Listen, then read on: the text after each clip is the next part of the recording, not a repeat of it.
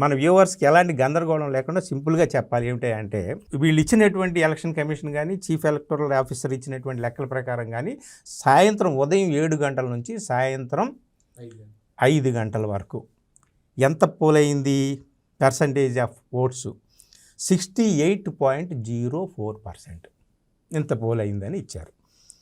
So election commission of ఇండియాకి ఇండికి కొంచెం difference ఉంది, అందుకని ఆ డిఫరెన్స్ జోలికి మనం వెళ్ళదు. 68.04% 5 o'clock 7.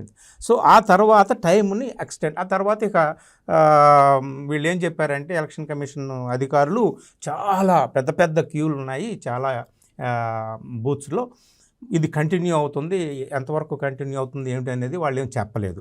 సో అది కంటిన్యూ అవుతుందంటే లెక్క ప్రకారం ఏమిటంటే యాజ్ పర్ రూల్స్ ఎంతమంది విత్ ఇన్ ది టైం, మన టైం షెడ్యూల్ ప్రకారం 5 గంటలు 6 గంటలు అన్నాం అనుకో, 6 గంటల లోపు ఎంతమంది లైన్లో ఉంటే అంతమంది చేత ఓట్లు వేయించాలి.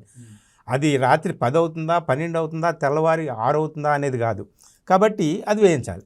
సో ఇక్కడ 68.04% అండి 5 గంటల వరకు పోలైనటువంటిది.